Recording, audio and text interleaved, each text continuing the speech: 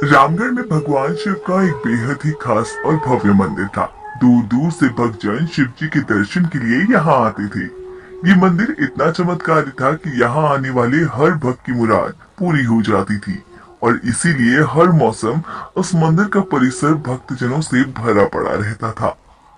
लेकिन एक बार सावन के महीने में मंदिर में काफी भीड़ थी। हर हर महादेव के जयकारों की गूंज मंदिर के हर कोने में गूंज रही थी कि तभी अचानक आकाश में बिजली हुई और सोने की एक थाल हवा में उतरती हुई मंदिर के आंगन में आई और एक भविष्यवाणी हुई।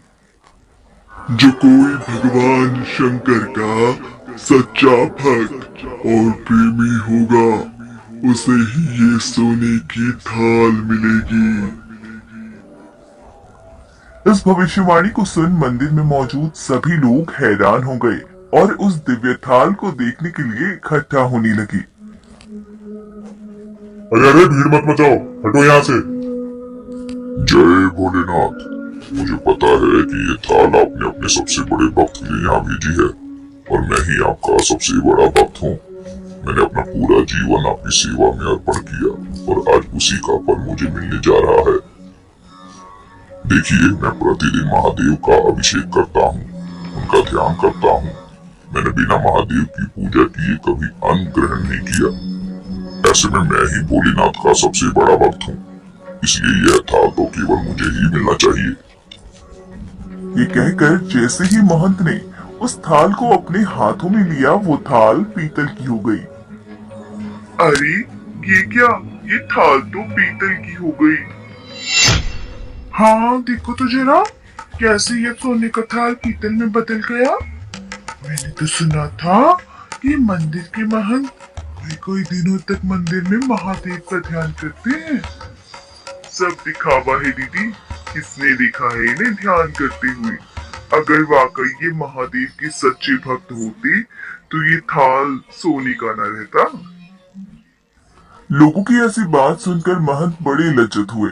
उन्होंने शर्म से उस थाल को उसी स्थान पर रख दिया और वहां से अपने कक्ष में चले गए। महंत के जाते ही एक एक कर वहां मौजूद सभी पंडित खुद को आजमाने लगे और एक एक कर थाल को अपने हाथ में लेने लगे।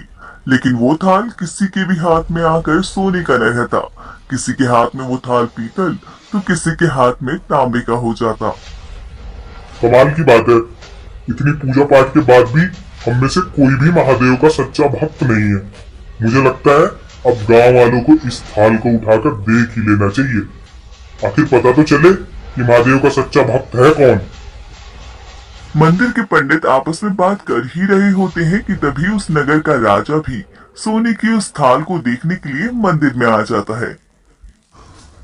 रुकिए, ये थाल महादेव ने सिर्फ मेरे लिए भेजी है। मैंने आज तक महादेव के मंदिर में बड़ी बड़ी दान दक्षिणा दी है। ऐसे में महादेव का आशीर्वाद ये मेरे लिए है, तो इसे अब मैं ही हाथ लगाऊंगा। इतना कहकर राजा आगे बढ़कर थाल उठाने लगा और जैसे ही राजा ने उस थाल को उठाया तो वो थाल तांबे का हो गया। ये कैसे संभव हो सकता है? मुझे लगा था कि मैं महादेव का सबसे बड़ा भक्त हूँ, लेकिन ये थाल तो तांबे में बदल गई।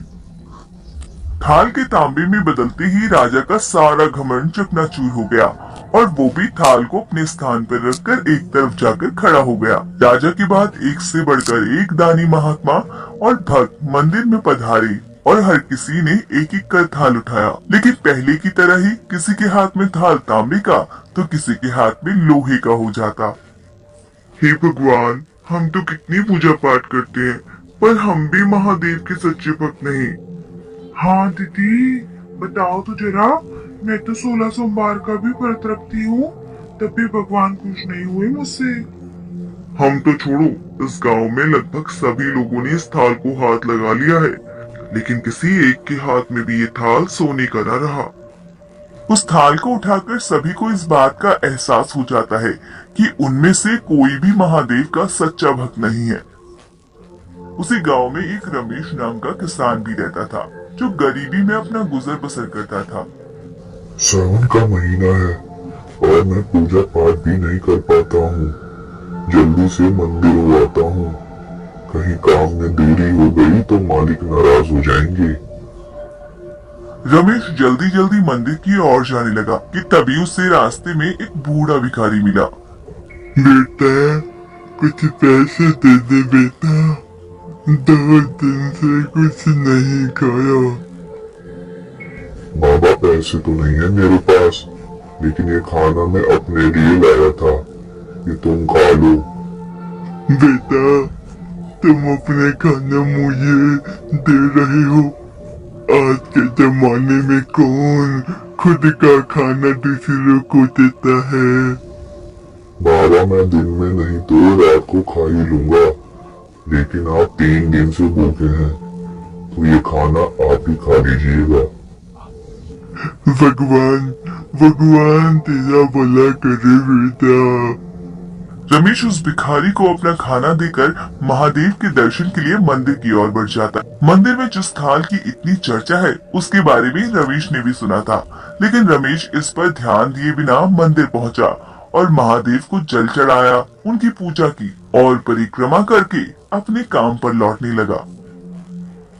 अरे रमेश भाई, तुमने उस सोने की थाल को उठाकर नहीं देखा? अरे भाई, मैं तो कभी पूजा पाठ भी नहीं करता, महीनों में एक आध बार मंदिर आ पाता हूँ, मैं काय का सच्चा भक्त। रमेश भाई, हम तो देख चुके हैं, हमारी भक्ति तो 2 कौड़ी की भी नहीं है। एक बार तुम भी हाथ लगा लो, क्या पता वो सोने की थाल ही मिल जाए।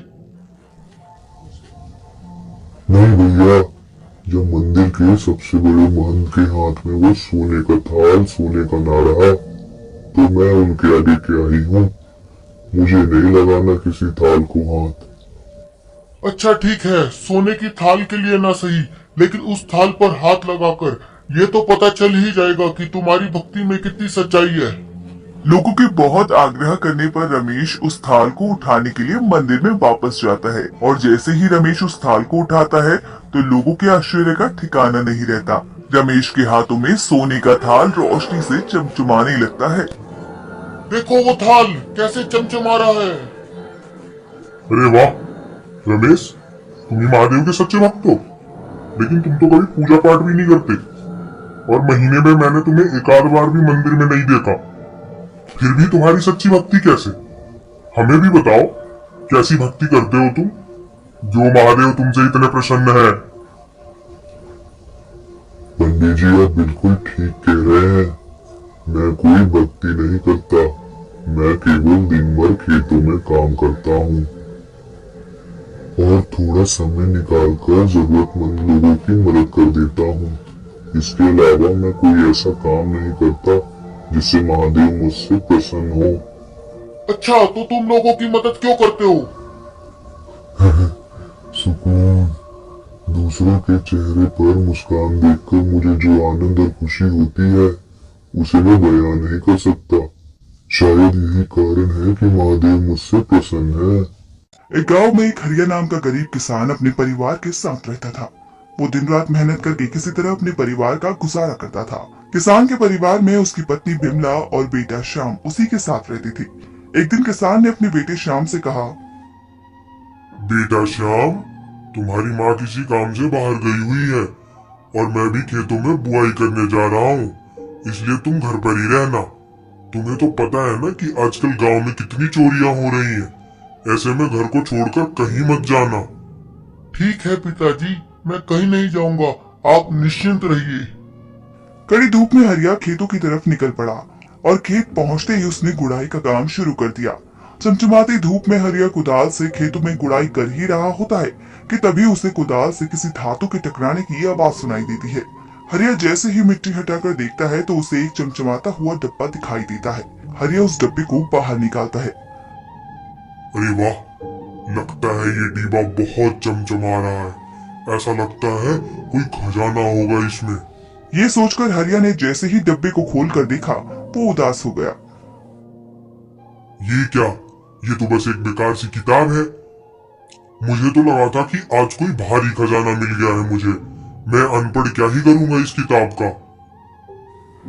इतना कहकर हरिया उस डब्बे को वही खेत के कोने में फेंक देता है और फिर से अपने काम पर लग जाता है।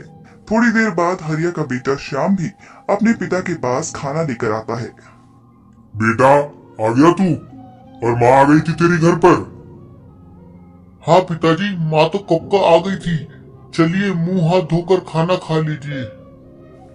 हरिया मुंह हाथ धोता है और पेड़ के नीचे खाना खाने के लिए बैठ जाता है। अरे वाह, आज तो खाना देखने में बहुत ही अच्छा लग रहा है। हाँ पिताजी, माँ ने आज बहुत ही स्वादिष्ट खाना बनाया है। वाकई खाना बहुत स्वादिष्ट था। हरिया खाना खा ही रहा होता है कि तभी श्याम की नजर भी उस किताब पर पड़ जाती है। अरे पिताजी, ये किताब कैसी? क्या आप खेत में पढ़ाई भी करने लगे हैं? अरे नहीं बेटा, मैं कहाँ पढ़ाई वढ़ाई, ये किताब तो मुझे खेत में बुआई करते वक्त मिली है। अच्छा लाइए, दिखाए तो जरा कैसी किताब है ये। हाँ देखो तो बेटा, इस किताब में ऐसा क्या है जो इसे किसी ने जमीन में गाड़ दिया? अरे पिताजी, ये तो खाली किताब है। अच्छा खाली है? हाँ पिताजी, पर इसे मैं रख लेता हूँ, ये मेरे काम आएगी। ठीक है, तुम ही रख लो। वैसे भी किताब महंगी हो गई है आजकल, पता नहीं कब ये गरीबी दूर होगी। इतना कहकर हरिया फिर से खेतों के काम में लग जाता है और श्याम उस किताब को खोलकर उसमें उंगलियों से अपना नाम श्याम लिखने लगता है। जैसे ही श्याम उस किताब पर उंगलियां फहराता है, वो किताब रोशनी से चमचमाने लगती है और श्याम को उसमें अपना भविष्य नजर आने लगता है। ये तो मैं हूँ, लेकिन मैं इतना बड़ा कैसे दिख रहा हूँ?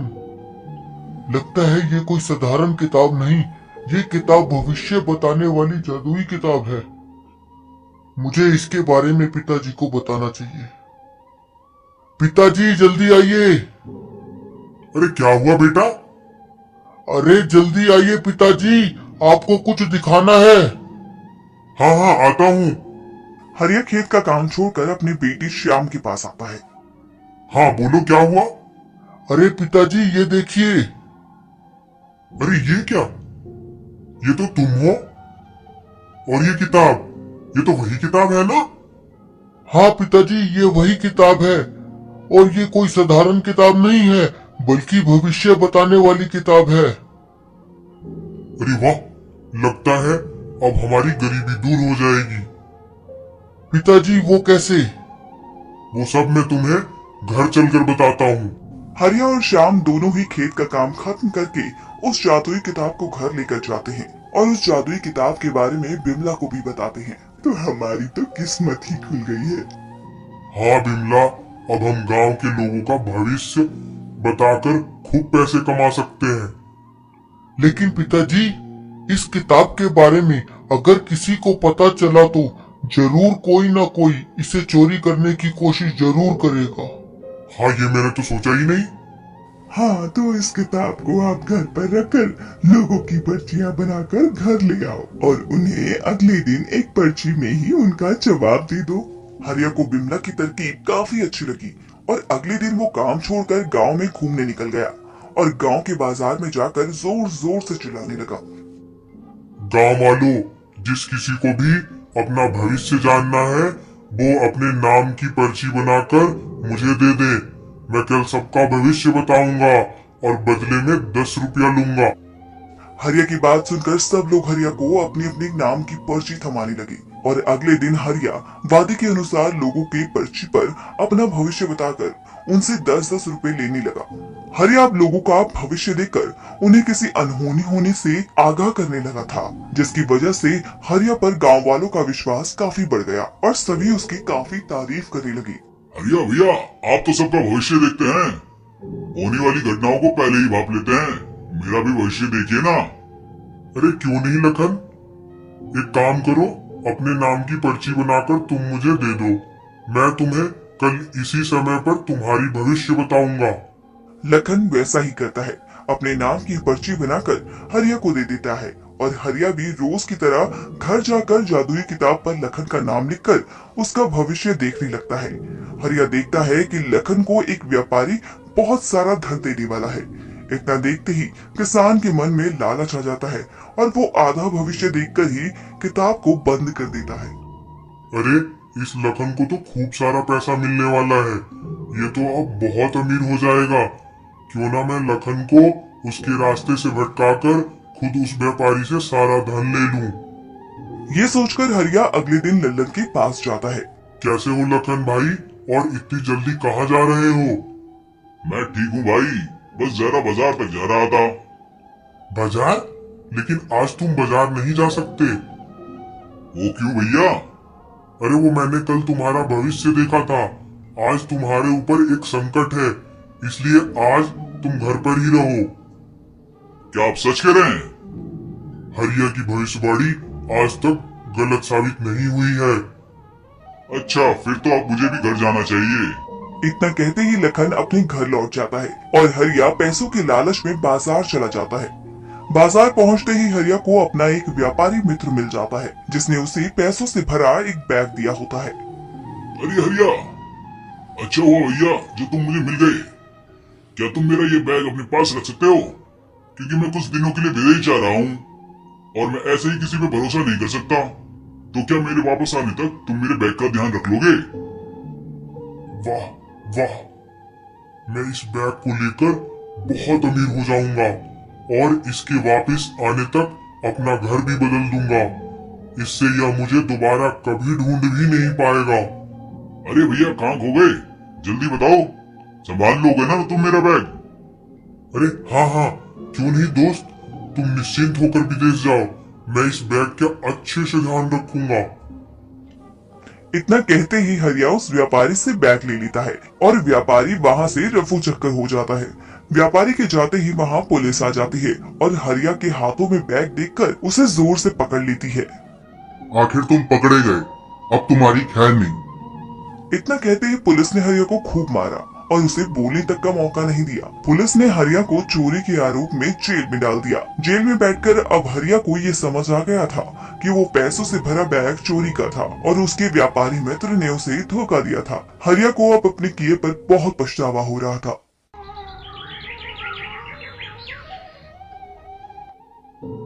अरे अनीता, मैं खेती करके आ गया हूँ, तुम जल्दी से मेरा खाना ला दो। ठीक है, अभी लगा देती हूँ। रमेश और उसकी पत्नी अनीता रोज इसी तरह से साथ में खाना खाती। रमेश खेती बाड़ी करता और अनीता घर को संभालती। दोनों के दिन बस गुजर ही रहे थे, लेकिन एक रात रमेश के घर के बाहर एक गाय जोर जोर से चिल्ला रही थी, मानो भूख से तिलमिला रही हो। गाय की आवाज सुनकर अनीता की नींद खुल जाती है। अरे ये इतनी रात को गाय की आवाज कहाँ से आ रही है?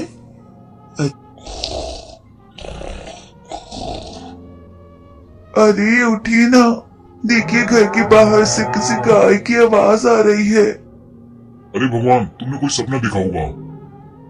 क्या जी, आधी रात को मैं खुली आंखों से सपना देखती हूँ क्या? उठिए ना जल्दी। अरे क्या है, क्यों परेशान हो रही हो? पहले आप मेरे साथ बाहर चलिए, फिर मैं आपको बताती हूँ। रमेश और अनीता दोनों ही बाहर देखने के लिए जैसे ही घर का दरवाजा खोलते हैं, वैसे ही उन्हें घर के बाहर एक गाय नजर आती है जो भूख से तिलमिला रही होती है। अरे ये किसकी गाय है और हमारे घर के बाहर इस तरह क्यों चिल्ला रही है? शायद इससे भूख लगी होगी, रुकिए मैं इसके लिए कुछ खाने को ले आती हूँ। अनीता दौड़ते हुए रसोई में जाती है और गाय के लिए रोटी ले आती है। रोटी को खाकर गाय शांत हो जाती है, लेकिन रमेश और अनीता अब भी परेशान थे कि आखिरकार ये गाय है किसकी। दोनों ये सोच ही रहे थे कि तभी गाय उनके घर के बाहर ही बैठ जाती है। इस गाय का मालिक इसे कैसे यूं ही छोड़ सकता है? छोड़िए ना, जिसकी गाय होगी वो ढूंढता ढूंढता इसे ले ही जाएगा। इतना कहते ही दोनों घर के अंदर चले जाते हैं और जब अगली सुबह होती है तो वो देखते हैं कि वो गाय अब भी उनके घर के बाहर बैठी होती है। ऐसे करते करते काफी दिन बीत जाते हैं। अब अनीता घर के बाहर बैठी गाय को खाना खिलाना, उसकी देखरेख करने लगती है। अब गाय दूध देने वाली होती है तो रमेश ने सोचा क्यों ना इस गाय का दूध बेचकर अपनी गरीबी दूर कर ली जाए।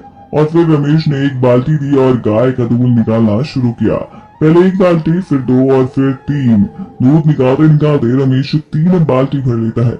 रमेश को यकीन नहीं होता कि ये गाय इतनी प्रचुर मात्रा में दूध देगी। रमेश खुशी के मारे झूमने लगता है।